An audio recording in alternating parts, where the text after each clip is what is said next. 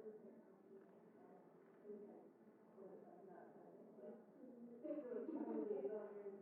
Once you're here, I'll listen to it. This is lots of practice.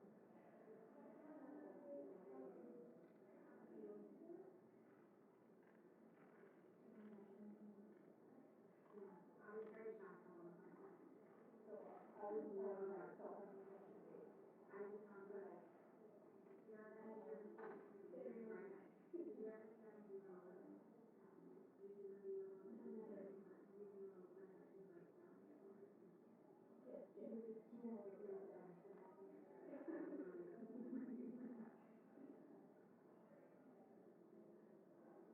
I used one anthology videos of coronavirus students.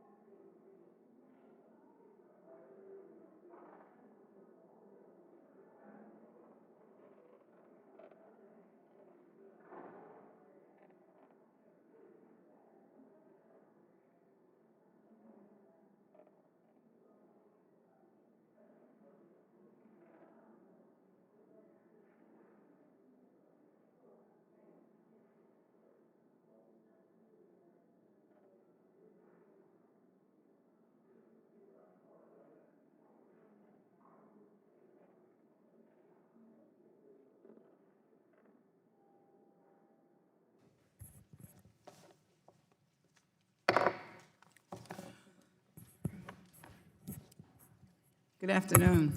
The Subcommittee on Workforce Protections will come to order. Welcome, everyone. I note that a quorum is present. I note for the subcommittee that Ms. Susan Davis of California, Ms. Suzanne Bonamici of Oregon, and Dr. Kim Schreier of Washington are permitted to participate in today's hearing with the understanding that their questions will come only after all members of the Workforce Protection Subcommittee on both sides of the aisle who are present have had an opportunity to question the witnesses.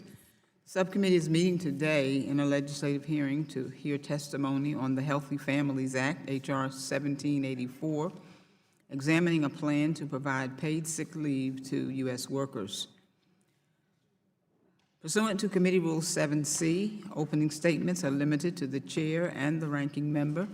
This allows us to hear from our witnesses sooner, provides all members with adequate time to ask questions. I recognize myself now for the purpose of making an opening statement. Today we will discuss H.R. 1784, the Healthy Families Act, a proposal to establish paid sick leave as an essential workplace protection for our nation's workers. This hearing could not come at a more appropriate time. As we speak, the rapid spread of the coronavirus is highlighting the severe consequences of our failure to secure paid sick leave for millions of workers and their families. Across the country, public health officials are rightfully asking or requiring potentially infected Americans to stay home from work and avoid travel. But for many workers, particularly low-wage workers, taking time off when they are sick means losing the wages they need to cover basic expenses, including food and housing. Many have no choice but to work, even though they are ill. We're deeply concerned about the potential impact of the coronavirus epidemic, and we're continuing to explore different options for providing workers access to paid sick leave or on an emergency basis. Our nation's workers are particularly vulnerable to this emerging public health crisis because the United States is the only industrialized nation that does not require access to paid sick leave. For the more than 32 million American workers who cannot earn paid sick days, getting sick, whether it's a rare infectious disease or the common cold, often means having to choose between prioritizing their health and sacrificing their paycheck. Unfortunately, access to paid sick days is particularly limited for the low-income workers who need it most. Of the bottom 10% of private sector wage earners, just 3 in 10 have access to paid sick days. Making matters worse, inadequate access to paid sick leave is particularly concentrated in service industry occupations that have frequent contact with the public. A 2016 survey found that 86% of women in the fast food industry lacked access to paid sick days. For many workers, taking even a couple of unpaid days from work to recover from an illness could cost them a month's worth of utilities. As a result, workers often report to work even when they're ill, risking their health and the health of their coworkers. In 2009, researchers estimated that 20 million workers went to work sick. When so many people are unable to forego a paycheck and stay home when they're sick, an increased risk of infectious disease is inevitable. As a nation, we should have already learned this lesson. During the 2009 H1N1 flu epidemic, which killed more than 10,000 Americans, about 1/3 of infected workers went to work despite showing symptoms. This caused the disease to spread to as many as 7 million additional people. Even without a global health crisis, paid sick days are critical for public health. A recent 2020 working paper found that 1 year after enacting state laws allowing all workers to earn paid sick leave, those states saw an 11% reduction in influenza infections. Paid sick days also mean more productive employees and more profitable businesses.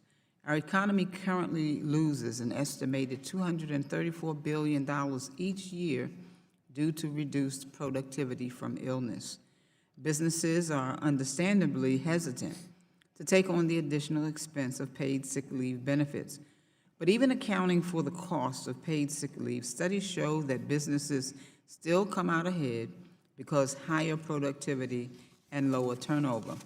In Austin, Texas, for example, an analysis showed that a citywide paid sick days requirement would provide city businesses a net savings of more than $4 billion annually.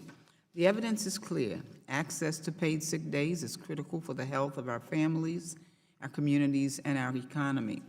Accordingly, 12 states, including Washington, D.C., and 22 localities, have enacted laws that require employers to provide workers with paid sick days. But it is ultimately up to Congress to establish a national floor for the right to earn paid sick days. The Healthy Families Act will help achieve that goal through three key provisions. First, the bill guarantees employees and in workplaces with 15 or more employees the right to earn 1 hour of paid sick or safe leave for every 30 hours worked up to 56 hours or 7 days. In addition, the bill covers public sector employees without regard to size of the employing entity. Second, the bill permits employees to take leave for themselves or a family member for physical or mental illness, injury, preventative care, and for survivors of sexual assault, stalking, or domestic violence. Finally, the bill prohibits employers from firing or discriminating against employees for taking sick leave. Today's discussion is long overdue. It's simply inexcusable that millions of workers in the world's wealthiest nation have no way to earn the paid sick days they need to care for themselves and their families. The committee also recognizes that we need to provide workers immediate relief in response to the coronavirus epidemic. And as we speak, the committee is considering a range of options for a federal response that protects the health and economy and economic security of workers and their families. And before I yield to the ranking member, I'd like to submit a statement into the record from a champion for paid sick days and the lead sponsor of the Healthy Families Act, Representative Rosa DeLauro. I would also like to submit a statement into the record from the National Partnership for Women and Families, a leader in advocating for paid sick days. Without objection. I now recognize the distinguished ranking member for the purpose of making an opening statement. Thank you, Madam Chairwoman. The global spread of COVID-19, known more commonly as the novel coronavirus or just the coronavirus, has sparked conversations in recent weeks about health and safety in the workplace and paid sick leave policies. Committee Republicans have long supported legislative solutions that allow businesses of all sizes to develop innovative, personalized, and workable paid leave policies. Allowing business owners the flexibility to develop and offer tailored solutions that work best for their businesses and their employees can help ensure a positive and productive work environment and help small businesses remain competitive in a tight labor market. Take the Republican-led Tax Cuts and Jobs Act signed into law by President Trump, for example. This legislation included a tax credit for employers who voluntarily offer at least 2 weeks of paid family and medical leave to their employees. Another Republican-led initiative, H.R. 5656, the Working Families Flexibility Act, would allow private sector employers to offer their employees the choice of paid or comp time in lieu of cash wages for working overtime, a benefit currently available to public sector workers. And the employee can decide when to use this comp time, just as public sector employees can do. Just yesterday, President Trump made clear that he is interested in negotiations with Congress regarding additional paid sick leave proposals to help us get through the COVID-19 outbreak. And I was told just as I was coming in here that those discussions have indeed begun. If you want to solve a problem like this, you do it on a bipartisan basis, not a partisan basis. This bill, the one that we're here to talk about, is not the answer. It is a partisan bill. I hope my colleagues on the other side are not using the coronavirus as an opportunity to prioritize partisan interest in H.R. 1784. Even if it passed the House, this bill has no chance of passage in the other body or becoming law. It is a distraction to the serious bipartisan work Congress needs to be doing with respect to the coronavirus. The costly federal mandate contained in H.R. 1784 would do more harm than good and will have unintended consequences. As Ms. Melito notes in her testimony, A National Federation of Independent Business study of the economic impact of this bill showed that it would result in 430,000 jobs lost over a 10-year period and a loss of $652 billion, billion with a B, in cumulative real economic output. More troubling, small firms would account for 58% of all jobs lost, and small firms would bear 50% of the lost output. Unfortunately, this sentiment seems to be lost in the supporters of this bill, who seem determined to create additional hardships for small businesses by imposing a one-size-fits-all government mandate. Employers are attentive and responsive to current and prospective employees' workplace concerns and preferences for flexible leave policies. Instead of considering H.R. 1784, Congress should empower our nation's business owners to develop and offer flexible and personalized solutions. In fact, the vast majority of employers are already responding to their employees' needs. According to the Bureau of Labor Statistics, 73% of all private industry workers and 83% of all full-time workers have access to paid sick leave. Small businesses are pulling their weight as well. According to NFIB, 73% of small employers offer paid time off to the majority of their full-time employees. The bottom line is paid sick leave benefits are important, but a one-size-fits-all federal mandate is not the answer. In times of economic growth, as well as in times of crisis, job creators do not need additional Washington knows best federal mandates weighing them down that will ultimately harm job creation. In the near term, Congress should be working with the Trump administration regarding policies that help employees rather than considering legislation which micromanages every employer's ability to operate their business. I look forward to hearing from our witnesses today about how the federal government can continue encouraging the private sector to develop solutions that meet the needs of workers and their families. With that, I yield back. Thank you very much. Without objection, all other members who wish to insert written statements into the record may do so by submitting them to the committee clerk electronically in Microsoft Word format by 5 p.m. on March 24, 2020. I'd now like to introduce our witnesses. Dr. Sarah Jane Glenn is a senior fellow at the Center for American Progress. She's a nationally recognized expert on family economic security with an emphasis on work-family supportive policies such as paid sick days and paid family and medical leave. Ms. Renee J. Johnson is the Senior Government Affairs Manager to Main Street Alliance, a 501c3 advocacy organization with a national network of more than 30,000 small business owners throughout the United States. Ms. Elizabeth Melito serves as Senior Executive Counsel with the National Federation of Independent Businesses, a position she has held since March 2004. Ms. Melito is responsible for managing litigation and amicus work for NFIB. Ms. Tanya L. Goldman is a senior analyst and attorney with the Job Quality Team at the Center for Law and Social Policy, CLASP. Prior to joining CLASP, Ms. Goldman worked at the U.S. Department of Labor and Equal Employment Opportunity Commission, EEOC. Thank you all for being here. We appreciate all the witnesses for being here today. Look forward to your testimony. But let me remind you that we have read your written statements, and they will appear in full in the hearing record. Pursuant to Committee Rule 7D and committee practice, each of you is asked to limit your oral presentation to a 5-minute summary of your written statement. And let me also remind the witnesses that pursuant to Title 18 of the U.S. Code, Section 1001, it's illegal to knowingly and willfully falsify any statement, representation, written document, or material fact presented to Congress, or otherwise conceal or cover up a material fact.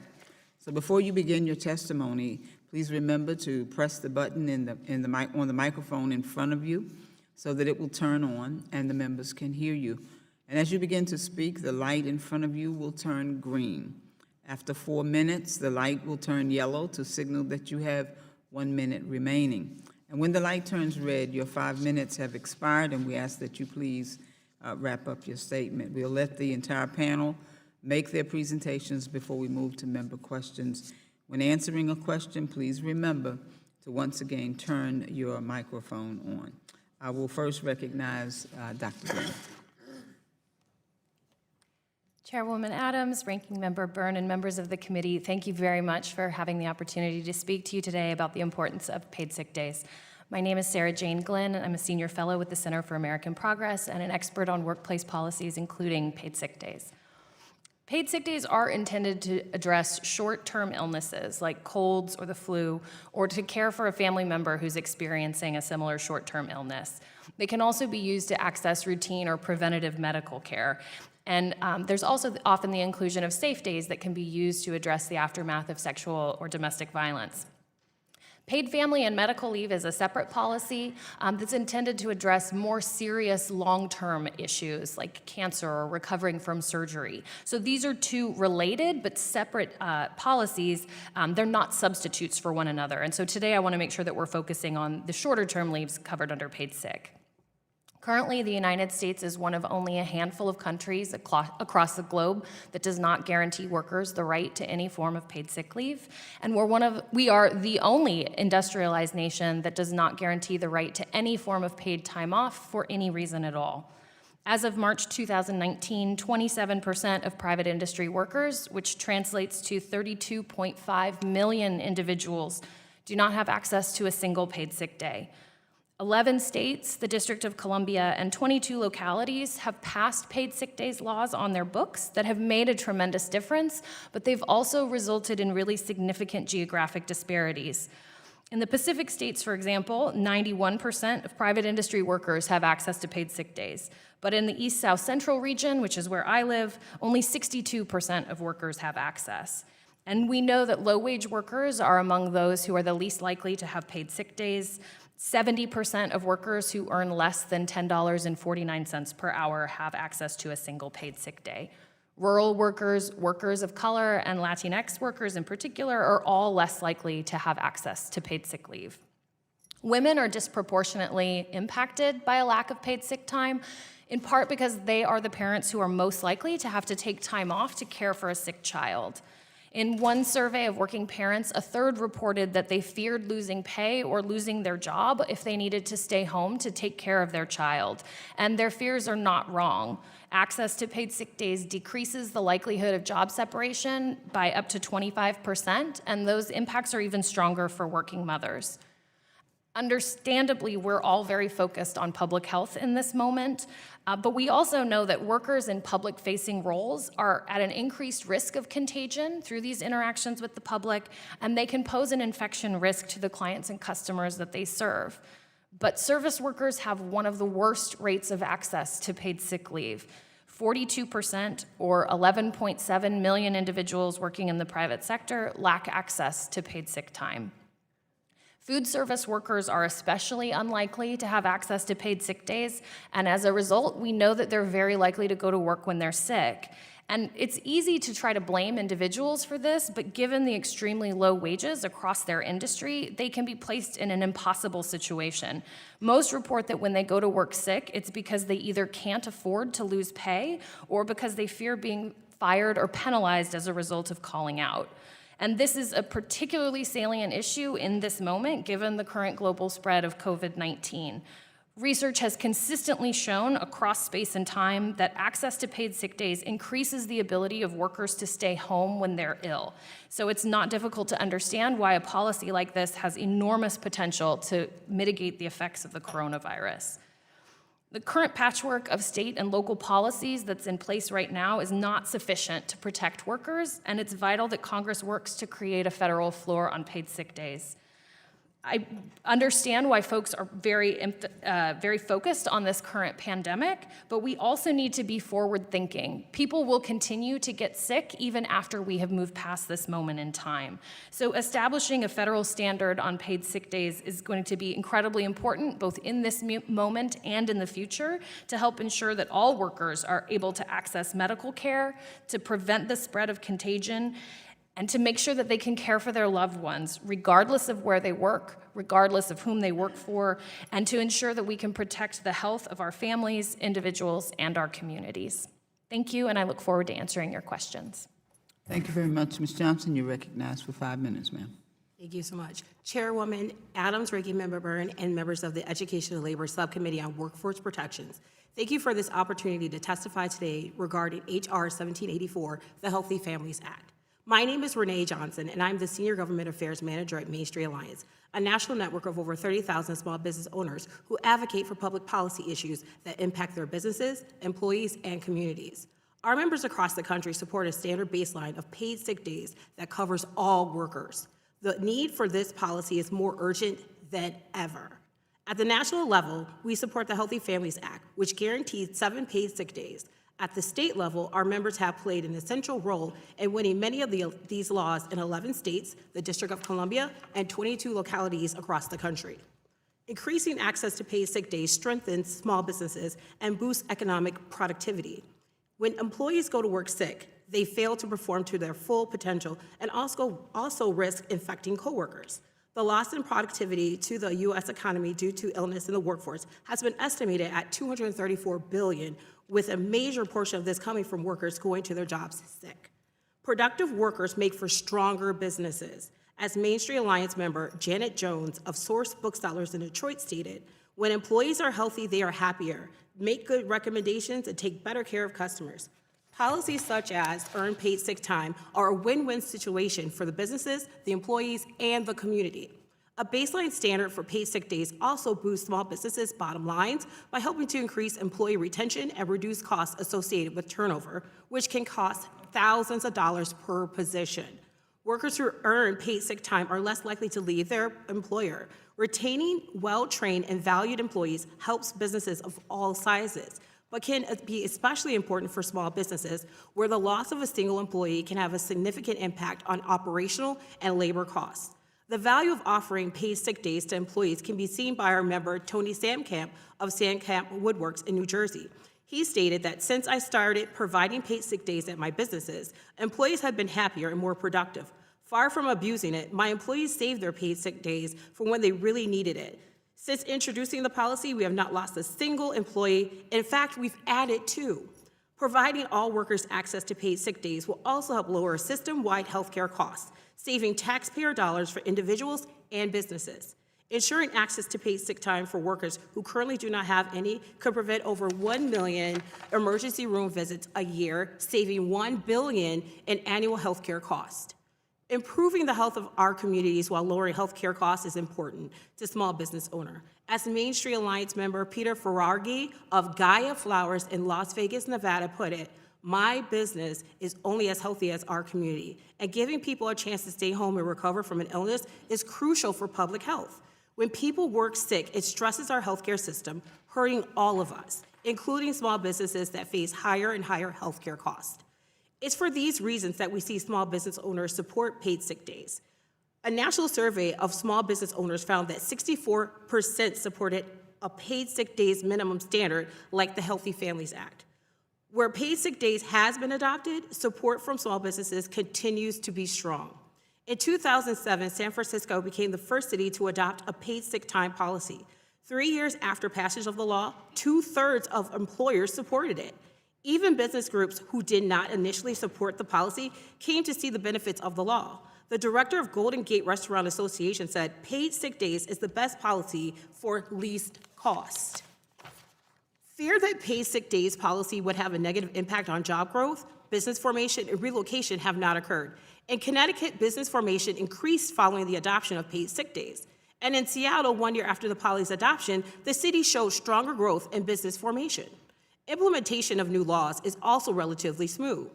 An evaluation of Seattle's paid sick time law found that over 2/3 of employers did not have difficulty implementing the law, and those that did cite challenges found them to be temporary. On behalf of our small business members, I strongly encourage the committee to help ensure a stronger, more equitable economy by securing paid sick days for all workers. As the impact of expanding coronavirus unfolds, a stronger safety net, including paid sick days, is more urgent than ever. I want to thank the chairwoman and ranking member for hosting this hearing and look forward to answering any questions. Thank you very much. Ms. Melito, you are recognized 5 minutes, ma'am. Thank you. To Chairwoman Adams and Ranking Member Byrne for inviting me to speak today. I also want to thank the additional committee members who are in attendance and the staff, too, who is here today. My name is Elizabeth Melito, and I'm an attorney in the National Federation of Independent Businesses Small Business Legal Center. NFIB is a member-driven organization that represents about 300,000 small and independent businesses across the country. Consider the varied types of businesses you frequent: pizza parlor, auto shop, dry cleaner, hair salon. Some have employees that are strictly full-time, others strictly part-time or hourly. Some have both. These are the typical NFIB members who employ around 5 to 15 employees. Only about 12% have a human resources professional, and the business owner or spouse is often the HR point person. Over 50% still do payroll in-house. I describe our membership to illustrate one of the key points of my testimony. There is no thing as a one-size-fits-all policy that works for every business or every industry. Employer mandates come with a cost, and not all businesses can afford that cost. We appreciate the reasons the bill has been proposed, but NFIB has long opposed inflexible or mandated leave requirements for a variety of reasons. And today I just want to touch on 3 concerns that we have with the Healthy Families Act. First, small businesses are an employer of choice in our communities because of the flexibility they offer their employees.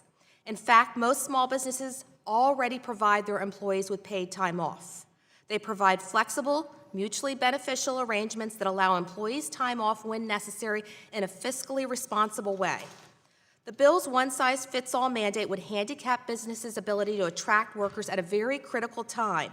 Finding qualified workers is NFIB members' #1 cited problem, and one of the ways that small businesses compete with larger companies is to provide flexible leave policies. Small employers aren't as regimented in their leave policies as larger firms. So while the vast majority of small businesses offer paid time leave, most do not divide it up between vacation days, sick days, and family leave. The Healthy Families Act would add unnecessary costs and hurdles to the process that small business owners have developed for their businesses. It'll require more record keeping and place restrictions on time off that don't currently exist. If you can only afford to give your workers 10 days of paid time off and the government mandates 5 days of paid sick leave, then your employees only have 5 days of vacation leave. A second concern relates to the unintended and hidden costs the bill would impose.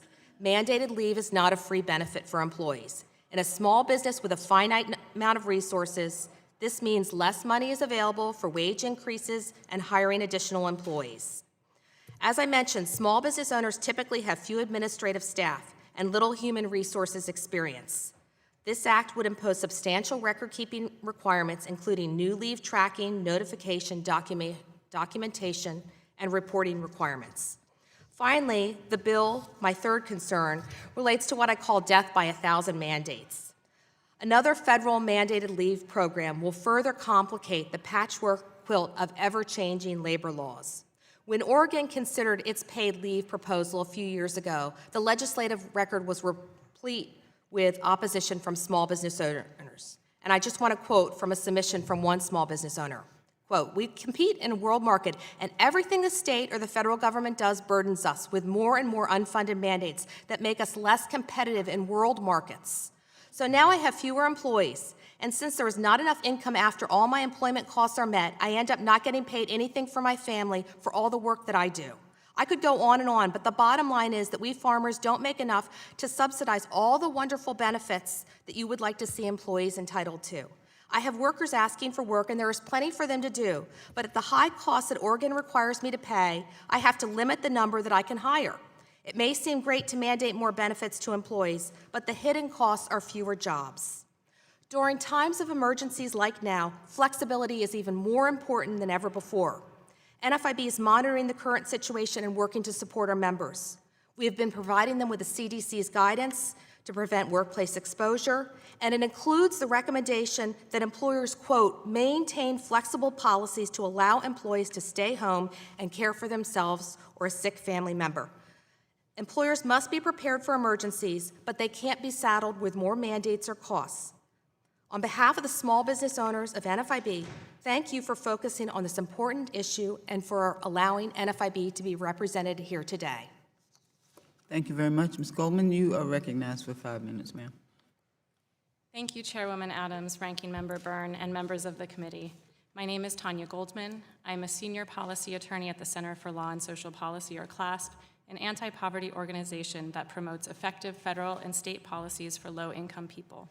I'm truly honored to be here at this moment to speak to the central importance of paid sick days, especially as a critical need for low-income workers and their families to stay employed without jeopardizing their health or economic security. I testify based on my experience on paid sick and safe days at the federal, state, and local levels. Previously, I was Deputy Chief of Staff for the U.S. Department of Labor's Wage and Hour Division when the department issued the final rule implementing President Obama's executive order establishing paid sick leave for federal contractors. And since 2016 at CLASP, we have been convening and providing technical assistance to state and local labor enforcement agencies, advocates, and worker organizations to share successes, lessons, and innovations in implementing and enforcing paid sick days policies. This convening has grown because of tremendous momentum in the enactment of local and state paid sick days laws. There are now 12 states, including DC, and 22 cities with paid sick days laws. I want to highlight 3 key points. First, the coronavirus underscores the urgent need for a national paid sick days law. Over 32 million workers do not have any paid sick days. When these workers need to get a flu shot, recover, care for their sick child, or take time because of domestic violence, sexual assault, or stalking, they face impossible trade-offs between their own and their family's health versus its economic stability. And during this public health pandemic, they can't stay home if they're sick. Low-wage and part-time workers who often work in public-facing professions like food service and childcare are least likely to have access to this basic right. For these workers, taking unpaid sick time can lead to foregone wages and even a lost job. Our failure to enact a national law has devastating consequences for individuals and families on a daily basis, and is contributing to a national public health crisis. Second, there's an overwhelming support for a paid sick days law. In a national poll, people across party lines agreed that paid sick days should be a basic workers' right. 86% favor a law providing 7 paid sick days annually for full-time employees. We see that support reflected in states and localities. Third, with over a decade of experience in implementing these laws, paid sick days are a no-brainer. Paid sick days help decrease the spread of illness, like the flu. They allow working people to care for themselves and for their family's health, and businesses are able to implement them. As detailed in my written testimony, studies show existing sick days laws don't harm jobs or growth. To the contrary, the Institute for Women's Policy Research estimates employers actually save money in addition to large public health savings. We know that there are critical elements to successful paid sick days laws. These include targeted education and outreach strategies that ensure employers are aware of their responsibilities and all employees know their rights, partnerships between community-based groups and government agencies, and measures to address workers' legitimate fears of retaliation should they exercise their rights. We see many of these elements in the Healthy Families Act. Most of all, the state and local progress also demonstrates that paid sick days are practical, successful, and broadly supported. A law like the Healthy Families Act will significantly improve working people's lives. Moms Rising member McKendry Rogers, a mother of 2 who lives in Washington State, is a testament to this. McKendry, like many employees who lack paid sick days, worked in the restaurant industry. Raising young children without paid sick days was understandably a constant source of stress. Missing just 1 day of pay threatened her ability to make ends meet. But Washington State passed a paid sick days law in 2016. McKendry now works in early childhood education and finally has access to this critical right. Just last week, she was able to take time off work to go to the doctor. She says it's incredibly important to her to take care of her health and her children's health, as well as stay home when she or her children are sick without risking her paycheck.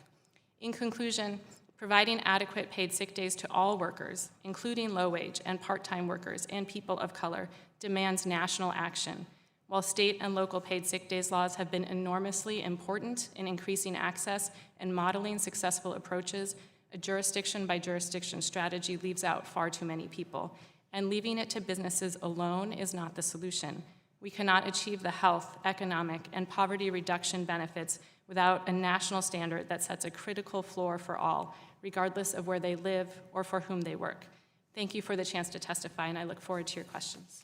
Thank you very much. Under Committee Rule 8A, we will now question witnesses under the 5-minute rule. I now recognize myself for 5 minutes. 7 cases of the coronavirus have been diagnosed in my home state of North Carolina, and more are expected. We know that communities across the country are bracing for impacts to public health and local economies, and workers across the country are struggling with the prospect of working while sick or the financial difficulty of no pay during a required self-quarantine. Ms. Goldman, how is the lack of a national standard on paid sick days putting our communities at risk? The U.S. is one of the only industrialized nations without universal access to paid sick leave. As I noted, 32 million workers and 70% of low-wage workers, those in the bottom decile of wage earners, lack access to paid sick days, and they are particularly likely to work in public-facing professions. This means that if they are sick and can't afford to stay home, they are more likely to impact their own health and that of their coworkers, the public, as well as their children's classmates and caregivers and teachers if they send their children to school sick. Thank you. Dr. Glenn, if the Healthy Families Act had been enacted into law years ago, would workers be less vulnerable to the current public health crisis around coronavirus? Yes, I mean, I think it is important to note that there would still be public health concerns. Access to paid sick days is not the only tool that we need to address these types of pandemics, but we know from research that's been done under previous public health emergencies that paid sick days are one very important piece of the puzzle. There's an estimated 1,500 people who died with the H1N1 epidemic as a result of contagions that were caused by a lack of paid sick days. And the CDC has noted during previous health outbreaks that paid sick days are one important piece of making sure that people are able to self-quarantine. So without that policy, we would expect to see far greater spread of the disease. Thank you. Ms. Goldman, could you add to that? Sure, we know from state and local evidence that paid sick days help prevent illness and prevent the spread of illness. Workers who don't have paid sick days are less likely to get preventive and routine medical care, like their flu shots. They're also more likely to go to work sick. Okay, Ms. Goldman, what are the unique concerns for access to paid sick days in a public health crisis such as the current outbreak that we have now? What can Congress do to ensure that working people can afford to heed the recommendation of public health officials such as self-quarantine? The coronavirus is really exposing the reality that low-wage workers face every day. How can I stay home if I'm sick or need to care for a family member if I can't afford to lose those wages? When the CDC and public health experts are recommending that people who are exposed to the coronavirus stay home for 14 days, low-wage workers cannot afford to do that. Okay. Ms. Johnson, how would ensuring that workers have sustained income through access to paid sick days now during the public health emergency promote the longevity for small businesses? We see earned sick leave as an essential policy that ensures that workers can take time away from work if they are ill or need to take care of a sick family member without fear of loss of income. And passing a national paid sick days policy would go a long way in helping employers and employees cope with the virus and prevent its spread. Paid leave policies would work best in a functioning economy with time to ramp up earned sick day benefits. And we are seeing many advocates and elected officials begin to consider emergency paid sick day policies to handle this crisis. To make these laws work and rapidly increase the availability of paid sick days, impacted small businesses will need immediate cash flow for their support as well. Okay, Ms. Goldman and Dr. Glenn, why is it important that Congress take action to respond to both our present emergency and guarantee workers paid sick days under the Healthy Families Act? Dr. Glenn? So I think it is important to note that these are two overlapping but separate issues. So certainly what's happening right now requires an immediate response.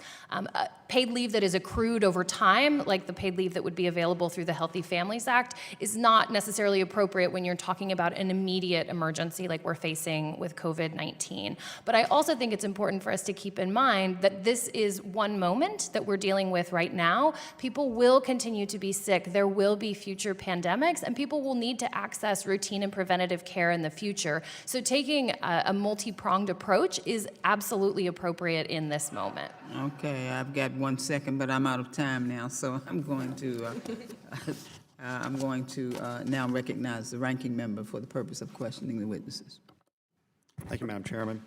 Ms. Polito, businesses of all sizes are being affected by COVID-19. Why is it important that businesses have flexibility when they're dealing with issues like sick leave for their employees? Thank you. So the small business owners who I've been in contact with, and we are doing a major outreach, we're doing a webinar for our members, we're pushing out, as I said in my statement, the CDC information. They are honest and fair employees. They want to do right by their employees all the time, but particularly now. And it's clear that this presents an extreme business challenge. My members are focused right now on keeping, first and foremost, their employees healthy, their customers healthy, and their communities healthy too. And as much as possible, keeping their businesses running during this time. This is a really challenging time until this coronavirus runs its course. But we caution Congress against rushing to impose any new mandates that will do more harm than good in the long term. Paid leave programs were not designed for the entire workforce to be out at once. And this bill is certainly not the solution for the current problem. Again, the CDC is urging employers to offer flexible policies, and that goes with what our members tell us all the time. They need flexibility, more so now than ever before. So looking at H.R. 1784, do you think it would restrict the flexibility the businesses need to deal with this issue? Yeah, absolutely it would. Dr. Glenn talked about, different policies, and again, that's going back to kind of a siloed leave approach, and we're seeing that our members have moved away from that. The paid time off policy is what works for their businesses. Less record keeping, not, tracking every day off and requiring doctor's notes and requiring notices and requiring an updated employee handbook. That's not what they need right now. They want sick employees to stay home. That's what I'm hearing from our members. Your testimony highlights how small employers use benefits such as paid sick leave to compete for workers. How would H.R. 1784's restrictive mandate inhibit a small employer's ability to attract and retain workers? Well, it may not be the intention of the bill, but the Healthy Families Act would disrupt current employer-paid leave offerings. And as I've said time and time again, the majority of small businesses, the majority of employers do offer paid leave, and this would really upset what they have right now. For example, if an employer's existing paid leave policy fails to meet all of the requirements of the Act, the employer's plan would need to be amended to comply with the Healthy Families Act. In addition, it's unclear how the paid sick requirements in the bill would impact PTO plans. Would those still be permitted? Because again, they are not the siloed, different compartment things. And more employers each year are offering PTO plans in lieu of other employer paid leave programs. It would just really hinder the flexibility. Congress should build on progress that's being made by offering incentives to employers to do more, not risk the unintended consequence of this bill, which loads on more mandates, record keeping, and costs. Ms. Milito, supporters of H.R. 1784 claim it excludes employers who are currently offering paid sick leave to their employees from the paid sick leave mandate, so that if an employer has a paid sick leave policy in place, this bill will have no impact on the business owner. Do you believe that to be the case? Not at all. First of all, the Act does not supersede any of the state or local laws that provide for greater paid sick time or leave rights. So it's going to still force employers to comply with this patchwork quilt that's existing with the 22, municipalities that we've heard about from the other witnesses here today. I say in essence, it would require an employer to start from scratch, to take the onion apart. Here's what we have. Here's what our municipality is doing. Here's what our state's doing. Here's what our employees tell us they want. So peeling the onion apart and then putting the layers back together, it really stinks. Yeah, I agree with that. I remember back when Congress passed the Family Medical Leave Act, it was as if they had completely forgotten that they had previously passed the Americans with Disability Act. And when they passed that, they completely forgot that there are state workers' compensation laws out there. So the onions are all over the place. We have a specific crisis right now It seems to me, and I think what I hear you is saying is, your members, the businesses in America, want to be a part of the solution. These are their employees, their customers. They can't operate if they can't get control on this. And by putting this mandate on them, we've actually taken a serious crisis and made it worse. And I don't think that's what Congress should be doing. With that, I yield back. Thank you very much. The gentleman from California, Mr. Takano, is recognized for 5 minutes. Thank you, Chairwoman Adams, for this very critical hearing on the need for a universal paid sick leave program. The United States is lagging behind the majority of industrialized nations that have some form of paid sick leave. As has been noted, about 32 million people lack access to paid sick days. In the wake of the spread of COVID-19, it is extremely important that people stay home to reduce the spread of the virus. Unfortunately, workers and their families cannot afford to stay home. There has been extensive reporting that low-wage workers and those with frequent contact with the public are more likely to go to work while sick because they are less likely to have access to any form of paid sick leave. Missing a few days of work without pay is the equivalent of a family losing their monthly budget for food and health care. In the absence of a federal law, several cities and states have enacted different laws requiring paid sick days. Ms. Goldman, my first question is for you. What impact have these laws at the state and local level had on overall public health in the local economies? The impact, thank you, Congressman Takano. The impact has been very helpful. Where we have state and local laws that have passed, state and localities that have passed paid sick days, one study has shown significant reductions in flu-like infection rates. In a study of San Francisco, after their ordinance was passed, a quarter of employees reported that paid sick days improved their ability to care for their and their family's health, with particular benefits for Black, Latinx, and low-wage workers. In addition, the San Francisco study reflected that parents with paid sick days were less likely to send their sick children to school, improving those children's health as well as the health of their classmates and teachers. Thank you for that answer. How has job growth and employment been impacted in the various cities and states that have instituted paid sick day laws? The studies of economic impact have showed that the existing sick days laws benefit employers and employees and have not harmed jobs or growth.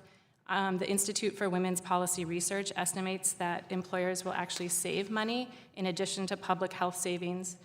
For example, in Massachusetts, they expect the law there to save employers close to $50 million annually.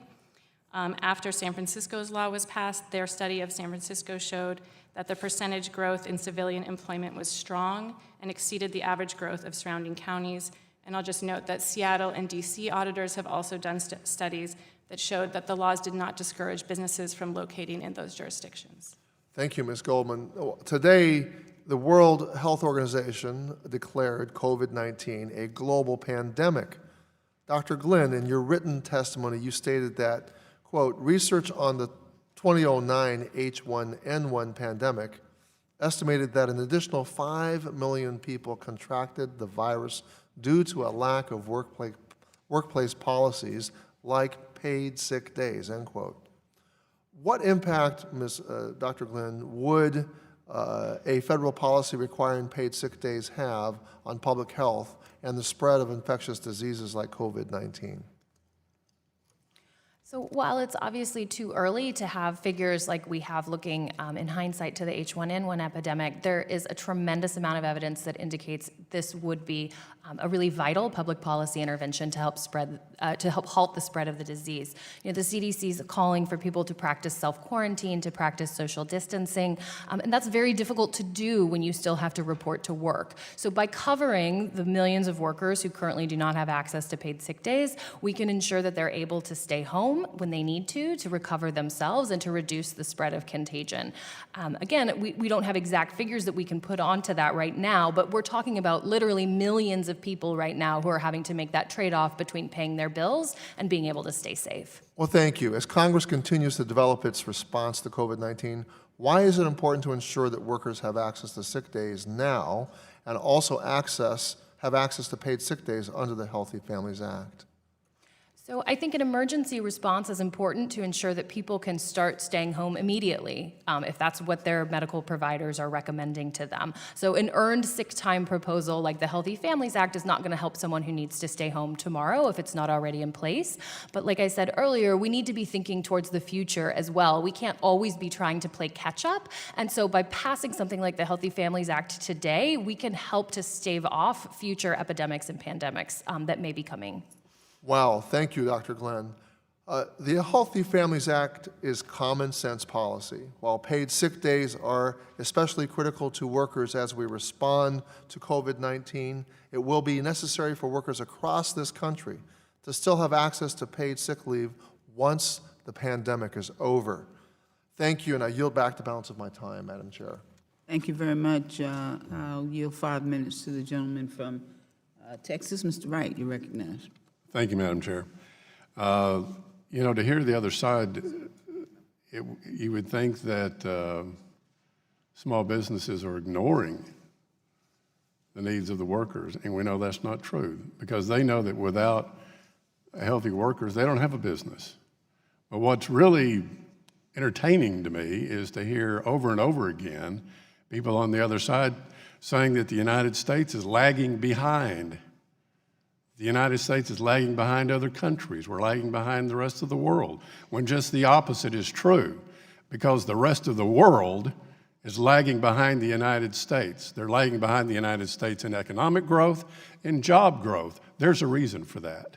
Do we really want to be like Europe? Do we want to really be like South America?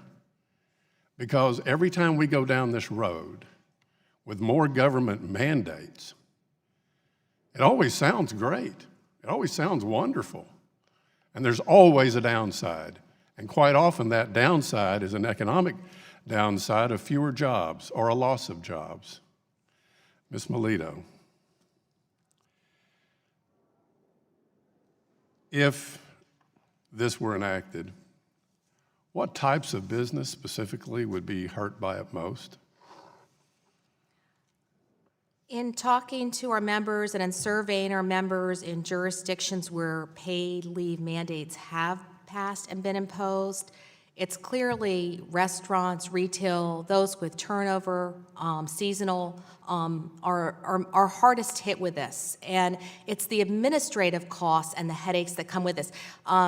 Ranking Member Byrne mentioned the Family Medical Leave Act. Laudable goal, started as, I think, a 12-page document there. And then the next thing you know, we have 200-plus pages of regulations now on FMLA. Right. I talk to businesses all the time that look at 50 as kind of a mark they don't want to reach because of the headaches, the record keeping, the costs associated with the FMLA. So the administrative costs are real. I hear about them. We see them in our survey data. So the regulation itself is preventing growth in those businesses because they don't want to encounter that administrative burden. Exactly. Thank you, and I yield back.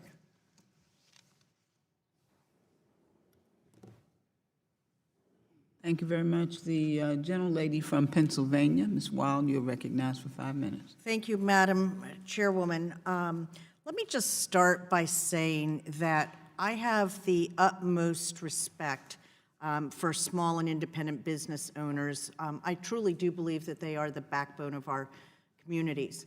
And I always weigh decisions on things like this in terms of how it will affect those smaller businesses. But at the same time, I'm deeply concerned that we are the only highly developed country without a paid sick leave policy. I think there are significant public health considerations, and we're right in the middle of one now, as several people here have observed. And I just want to start with Ms. Melito with, your testimony, your written testimony talks about how a one-size-fits-all policy doesn't work. That it's not fair to smaller businesses. But my concern is that if we don't have a one-size-fits-all employer's standard for paid sick leave in this country, how do we reassure the public in times like these?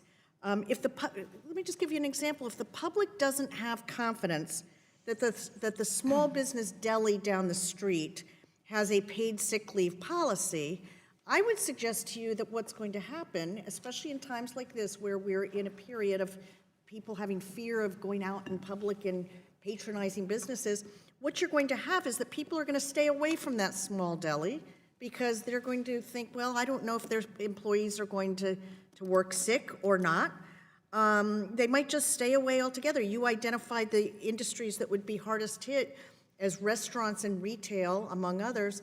And I would suggest to you that those are exactly the businesses that people will not patronize because of fear of encountering sick workers who are there on the job. Whereas if we had some sort of national paid leave policy, people could be reassured that the people they're encountering in their local deli, in their restaurant, in their store are healthy because they wouldn't be at work otherwise.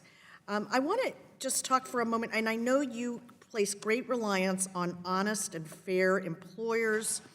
I wrote a couple quotes down that who encourage we need to be encouraging employers, we need flexibility. You said that we need to offer incentives to employers to do more, but you know, that doesn't seem to always work. One of the examples I would give you is that in 2017, when the Tax Cuts and Jobs Act was passed, which gave corporations large tax cuts, as we know, with the idea being that those tax cuts would be put back into the workers' pockets. What happened instead is that we've ended up funding dividends to shareholders and increased executive pay, and we haven't seen that money going back into the workers' pockets. So I don't know that incentives to employers are enough. One of the things that I'd just like to address in your written testimony, you state that most small employers, and you say 73% of them, offer paid time off to the majority of their full-time employees, and 67% of them offer 2 weeks or more of leave. Well, first of all, I just want to, your only citation in your written testimony is to a poll conducted by your organization of of independent business owners. It's a self-reporting poll, correct? So it relies on the employer to give truthful answers, right? It is an NFIB Research Foundation And poll. NFIB is the organization that you work for, correct? That is correct. So those statistics, assuming that they're correct and that they were properly self-reported, don't account for any part-time employees, true? No, that's not true. That's, I think you read that the majority of employees offered leave. I'm sorry, I missed your quote there, but I think it might, I think our, yeah. The quote from your report was most small employers, 73% offer PTO to the majority of their full-time employees, okay? So can we agree that part-time workers are becoming more and more prevalent in our economy today? I can't speak to the numbers of part-time versus full-time workers there, But but what I can tell you is that the majority of NFIB members and small businesses as a whole offer paid time off, and Ms. Johnson, I think, used about the same number. Well, when you say the majority, the yeah, you say 73% to match there. 73% to full-time employees, but those statistics don't account for part-time employees. And we know from your own numbers that 27% of small employers, 27%, a quarter, more than a quarter, do not offer paid sick leave to the majority of their full-time employees, right? What I can say is using if a your business can statistics. afford to offer paid leave, it is a great benefit. And my members tell me that. They'd like to offer paid leave. And those that do not, I said in my opening statement, mandates come with a cost, and not all small businesses can afford this mandate, the mandate of paid leave. And that's the fact of the matter. I mean, it's economics 101. I wish they all could, but they cannot. Thank you. My time is up. I yield.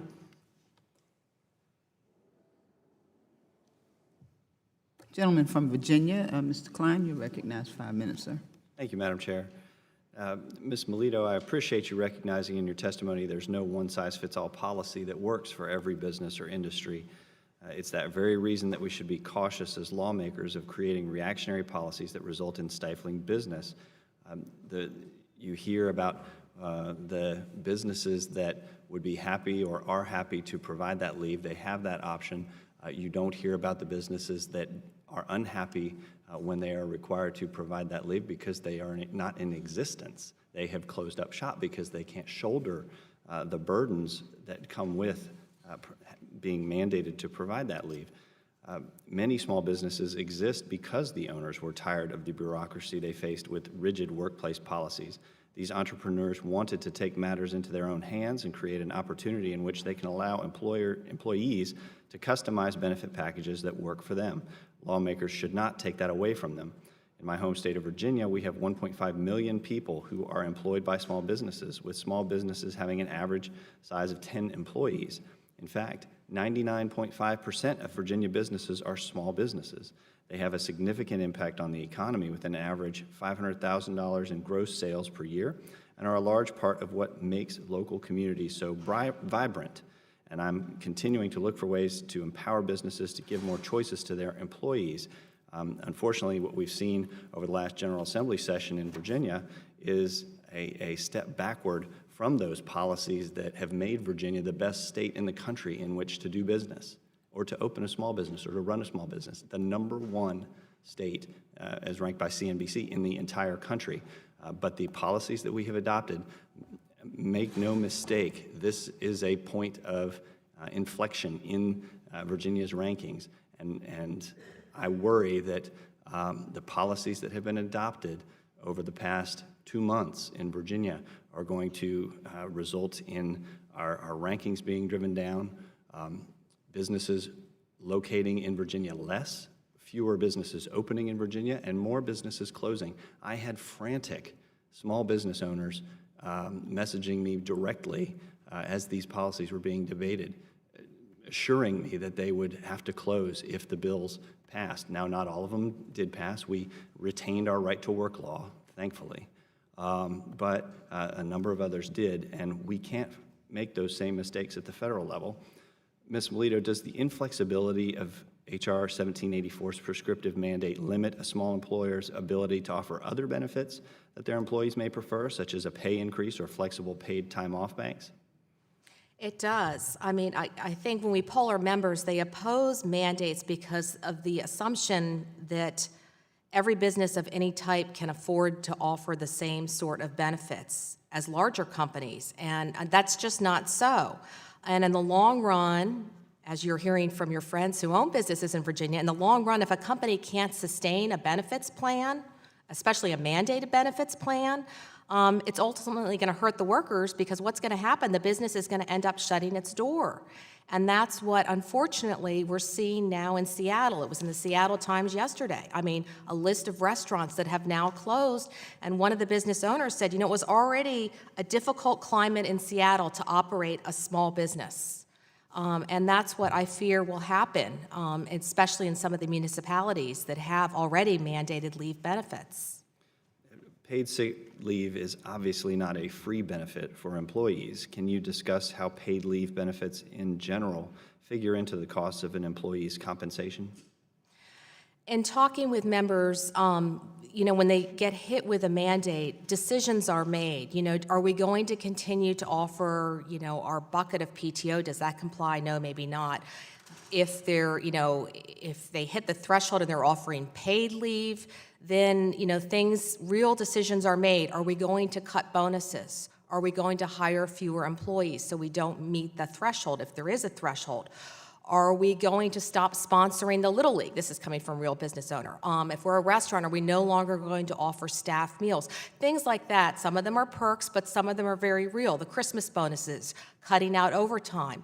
Hard decisions that a business is going to have to make in order to determine, you know, how can we comply and pay for this mandate? Thank you. Madam Chair, I yield back the balance of my time.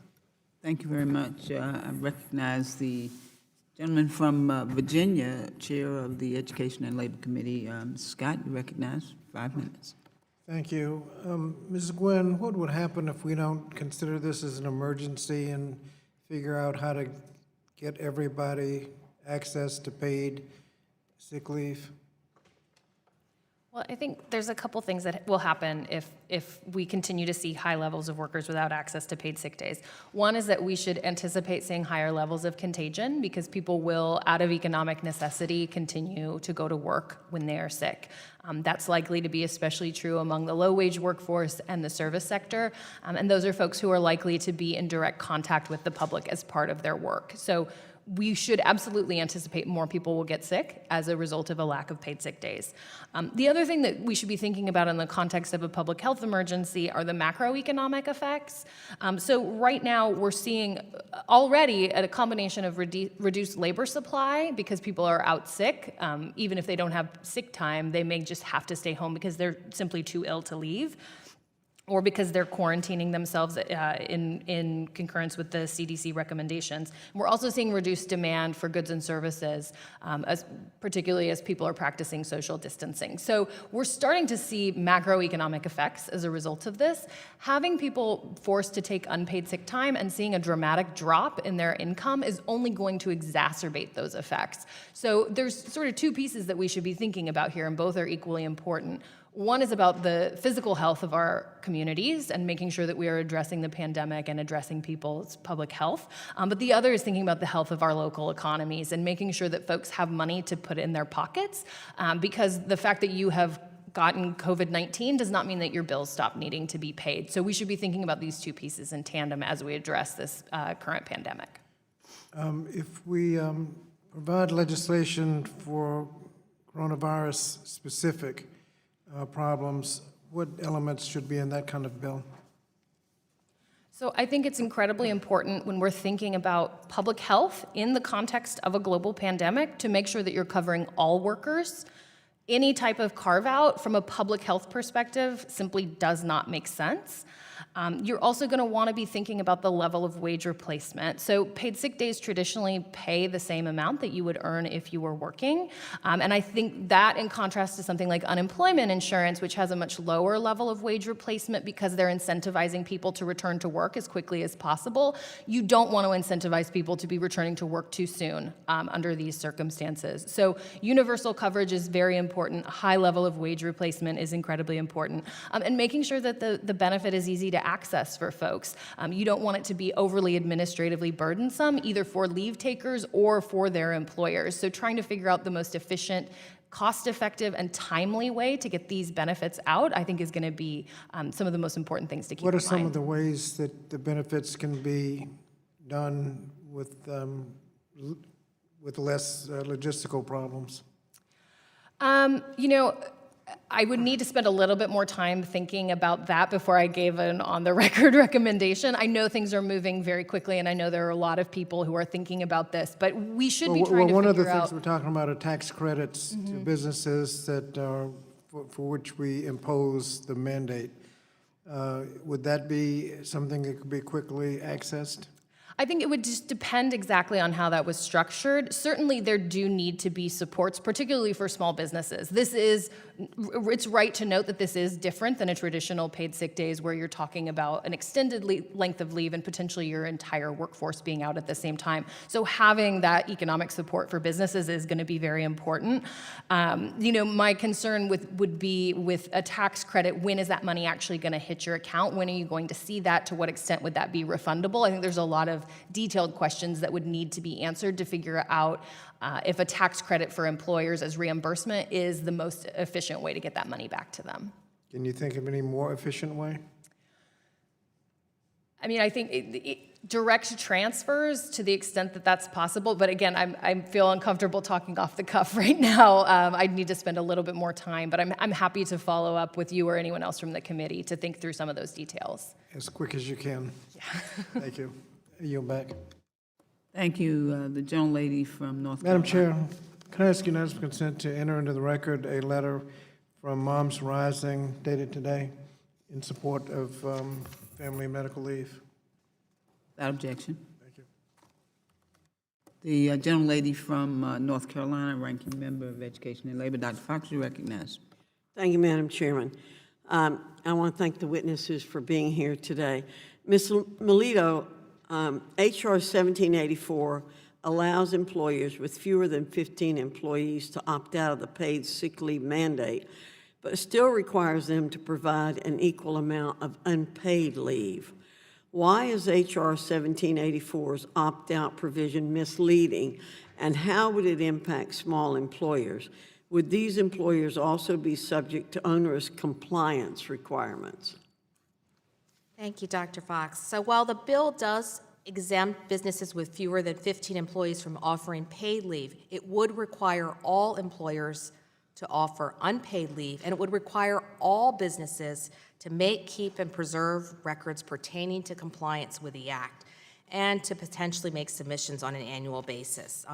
Moreover, employers of all sizes would be subject to the same enforcement, penalty, and liability provisions, which are pretty significant.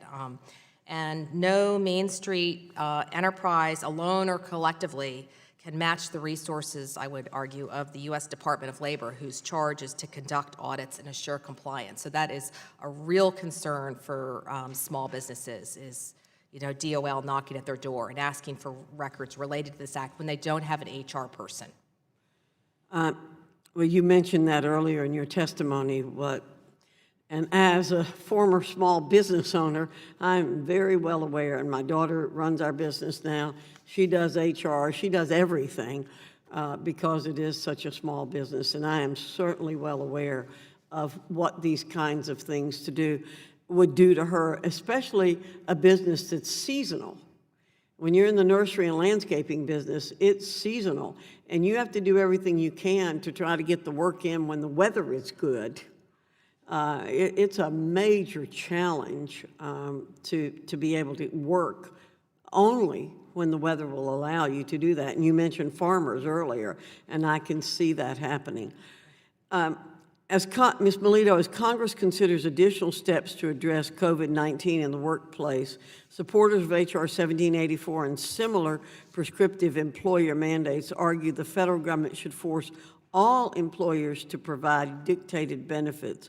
Why should Congress think twice about imposing a one-size-fits-all mandate on small businesses, especially under current circumstances? And I even wonder why in the world we need to ask that question, because anybody with any common sense would know we shouldn't be doing that, but please give us your response. Right. So February was another historically strong month for the small business economy. This was under our Small Business Economic Trends Survey. So we don't have any data from the current, the current period right now.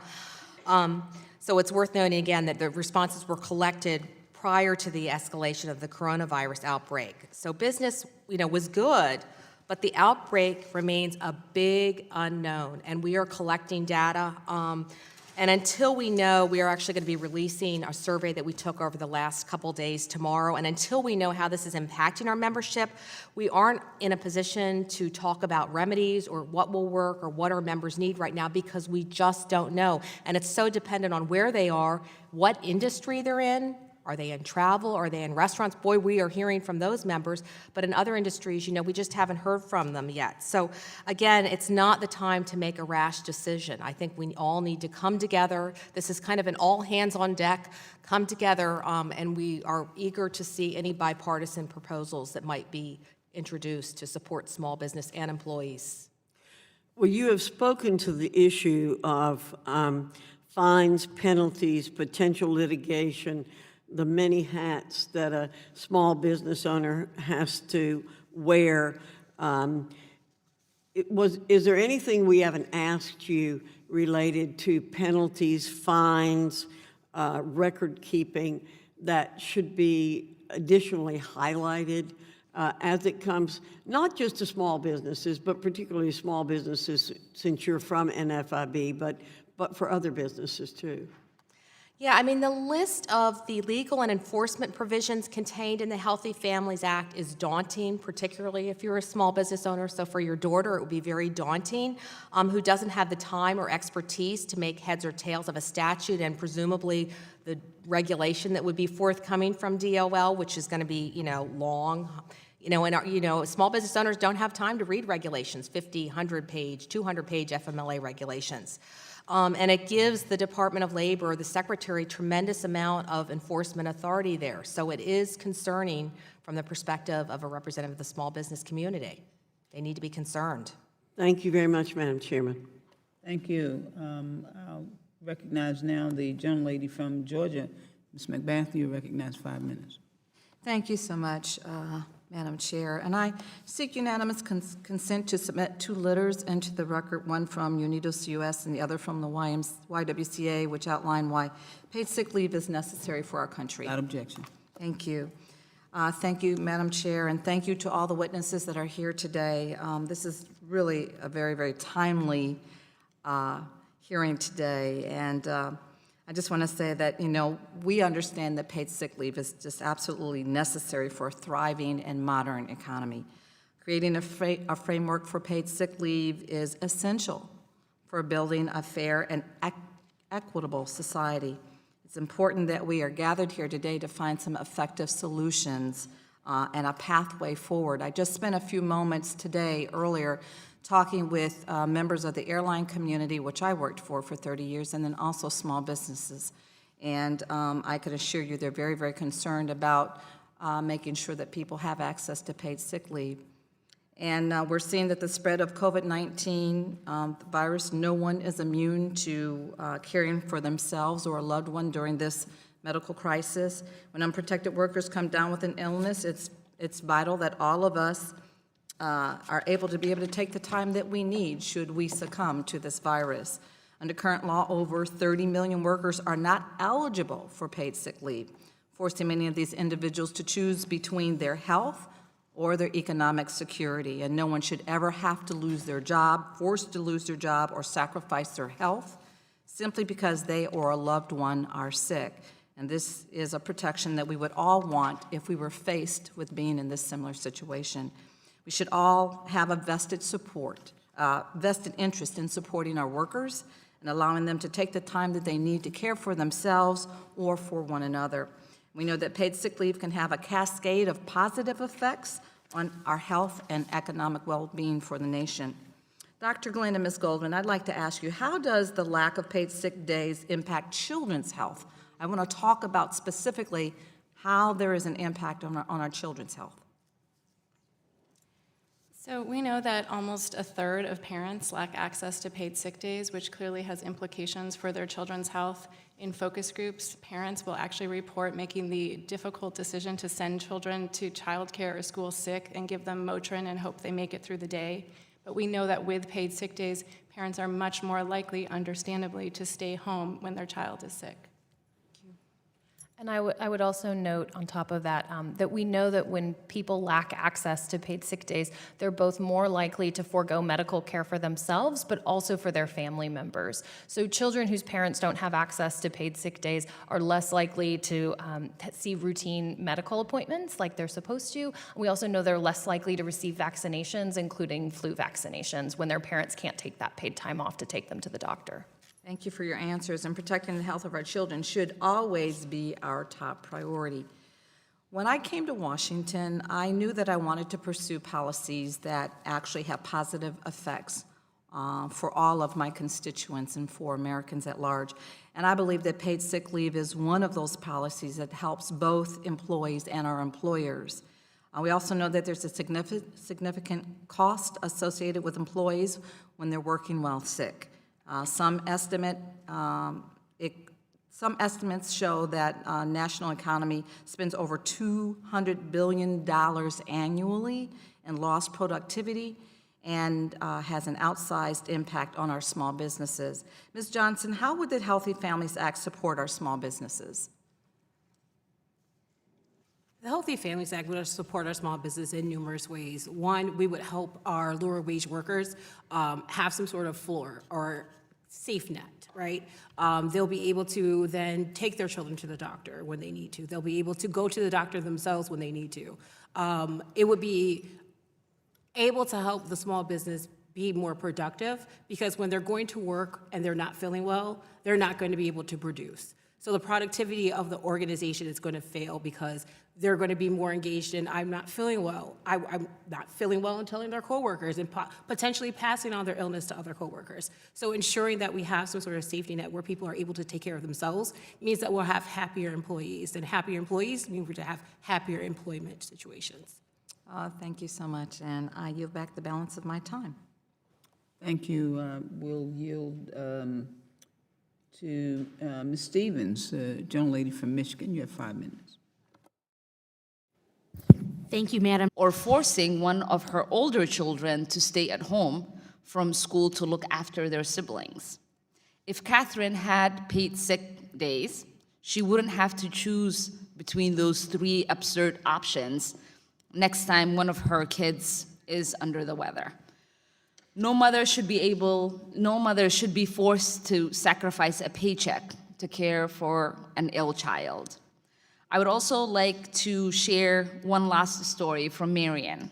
Marian works full-time as a registered nurse in a Minnesota hospital while raising a young family of 4. Marian is only allowed 3 paid sick days per year. Working in an emergency room, she has had high exposure to illnesses, and given her role as a caretaker, it's critical that she's not only ill while looking after an already vulnerable patient.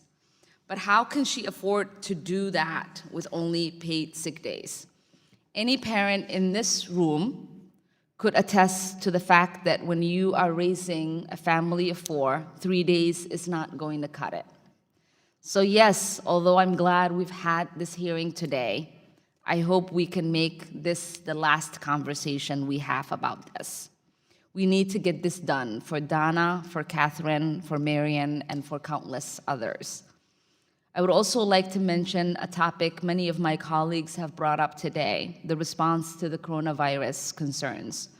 Although I'm pleased that the House swiftly passed emergency appropriation last week to help fight the epidemic, I'm disappointed that Congress has not done more as a governing body for workers. If you walk up and down the halls of this building, you will see numerous signs on office doors indicating that some congressional offices have decided to close, are allowing their employees to telework, or have decided to not take meetings in the public.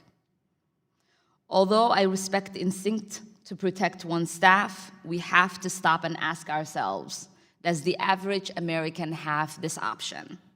Or is this a privilege that only some, including the members of Congress and employees of this body, are lucky to have? We can't sequester ourselves while ignoring the countless Americans who work in consumer or food service or those in healthcare fields actually fighting this epidemic. Those workers don't have the option to telework, nor can they afford to go without pay. More than 30% of workers in Minnesota are employed by the healthcare, retail, or hospitality industry. That's nearly 1 million workers just in my state, and many of whom have no choice but to go to work regardless of the risk. We need to fix this problem long-term and make sure everyone has access to leave. I can't understand how anyone could continue to argue that paid sick is unnecessary or a luxury that this country can't afford. Frankly, we cannot afford not to act. I think it's time to consider this case closed. Thank you, and I yield back.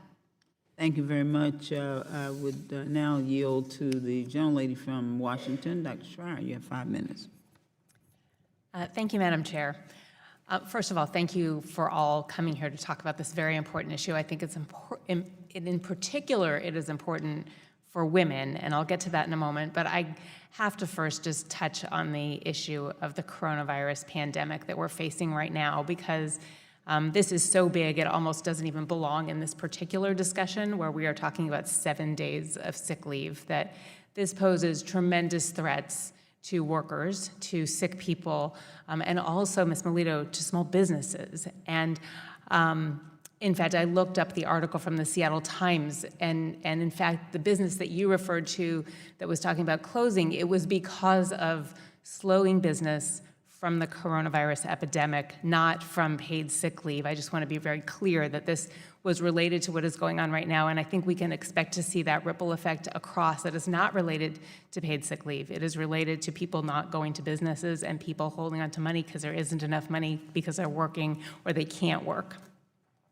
I think that's our job in Congress, and would agree with my colleague Ms. Omar, who just talked about our responsibility to workers, and I'm happy that this week we will be passing something to do just that, to make it so people can take off a month if needed to quarantine and to take care of family members if affected, and that we will help with unemployment as well. There's been a lot of talk about small businesses and a particular toll on small businesses with this. And so the first thing I just want to say is that I don't think that 7 days of paid sick leave is at all generous. I think that is a bare minimum. And frankly, I think that is the least we can do for our workers, whether we're a large corporation or a small business, that this really should be the floor. And before we get too wrapped up into talking about how this is hard for small businesses, I wanted to maybe highlight some of the ways this is really good for small businesses who only have a few employees, and if one comes to work sick and gets 2 others sick, what that would mean. So I wonder, Ms. Goldman, could you talk first about some of the benefits to a small business? Sure. I mean, the lack of paid sick days laws encourages presenteeism, or going to work sick. If workers can't afford to stay home because then they don't have groceries and rent payment, they're going to come to work sick, and as you know, could potentially make their colleagues sick or make the public sick and spread it, which is going to, as I believe Ms. Johnson noted, have economic impacts on the business as well. Thank you. And we've seen some of that in Washington State and King County. This is sort of the epicenter of the coronavirus epidemic right now, that workers in a nursing home came to work probably because they did not, I don't know about their situation, but feeling pressure to work because without work they don't get paid. And one of those workers also moonlights in another nursing care facility, and so we are now seeing it pop up in that one, which I think highlights the public health interest and also the personal interest in having those paid sick days. I also wanted to just answer, our ranking member talked about why in the world would there be a requirement for small businesses with fewer than 15 people to have mandatory unpaid sick days off. And I just wanted to clarify that the reason it's there is that people otherwise would get fired if they took sick days. And so I just want to be clear that there is a very good reason, even if they're not paid. Next, I wanted to talk a little bit about kind of the social implications, that who is most affected in a population by not having paid sick leave? Is it women? Is it low-income people, minorities? Highlight who that would be and whether they have children for me, please. Sure. So we know it's the most vulnerable workers are the ones who are the least likely to have access to paid sick days. So that's folks who are earning low wages. That overlaps a lot with people who are working in the service sector. And we know if you look at who those workers are, they're disproportionately likely to be women and women of color, many of whom are raising families.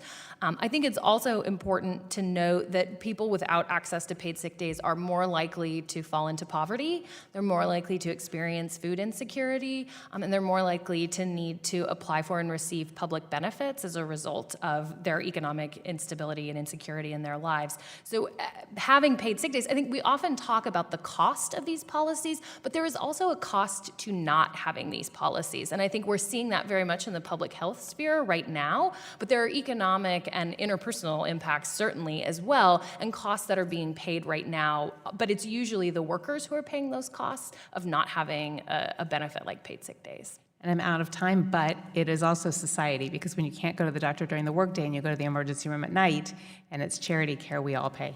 Thank you very much. I yield back. Thank you. Thank you all very much. I remind my colleagues that pursuant to committee practice, materials for submission for the hearing record must be submitted to the committee clerk within 14 days following the last day of the hearing, preferably in Microsoft Word format. The materials submitted must address the subject matter of the hearing. Only a member of the subcommittee or an invited witness may submit materials for inclusion in the record. Documents are limited to 50 pages each. No longer than 50-page documents will be incorporated into the record via internet link that you must provide to the committee clerk within the required time frame, but please recognize that years from now that link may no longer work. Again, I want to thank the witnesses for their participation today. what we've heard is valuable. Members of the subcommittee may have additional questions for you, and we ask that the witnesses to respond to those questions in writing. The hearing record will be held open for 14 days. In order to receive those responses, I remind my colleagues that pursuant to committee practice, witness questions for the hearing record must be submitted to the majority committee staff or committee clerk within 7 days. The questions submitted must address the subject matter of the hearing. I now recognize our distinguished ranking member for his closing statement. Thank you, Madam Chairwoman.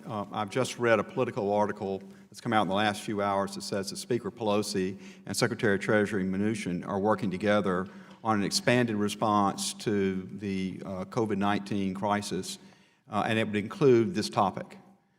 That's the way you do this, in a bipartisan fashion. That's how we passed an $8 billion appropriations bill last week to address this. You do it by working together.